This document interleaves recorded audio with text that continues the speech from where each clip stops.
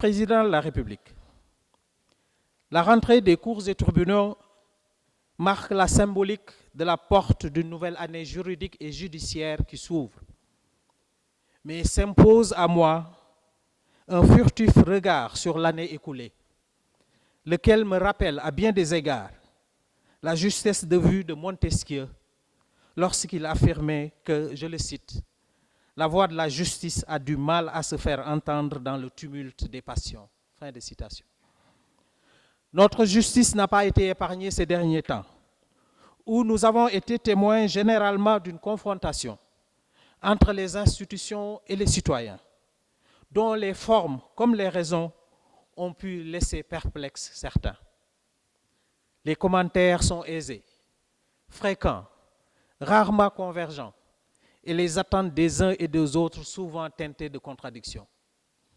Quand les réseaux sociaux cherchent à s'imposer au droit et à la justice, quand le principe même d'autorité est rejeté, quand le triomphe de droits subjectifs illimités est revendiqué avec âpreté sur des bases à géométrie variable, quand les décisions de justice sont aussitôt contestées, voire vilipendées, quand les juges sont psychologiquement menacés ou considérés comme des adversaires politiques, les acteurs de la justice sont interpellés au plus haut point pour que la justice ne tende pas à devenir le patient de son propre système judiciaire.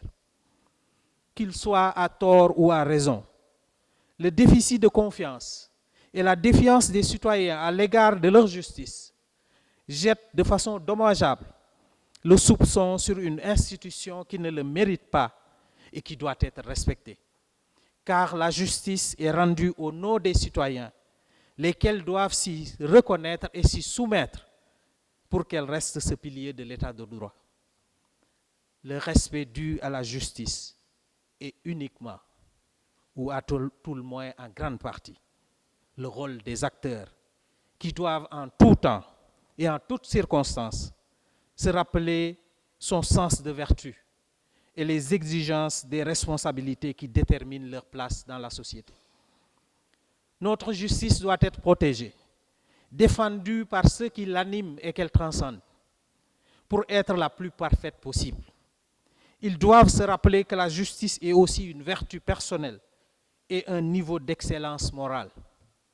Chers magistrats, chers avocats, chers auxiliaires de justice, ce que l'on peut appeler un affaiblissement de l'autorité judiciaire procède certes d'un état d'esprit de certains citoyens, mais, reconnaissons-le, aussi est entretenu de l'intérieur de l'institution par certains de nos comportements.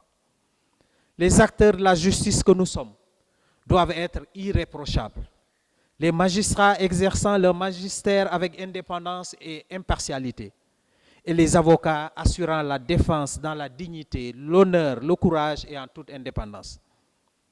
Nous avons tout pour jouer notre rôle, surtout que nous avons tous un jour prêté serment d'être indépendants et dignes, pour ne citer que ces deux principes essentiels qui nous caractérisent.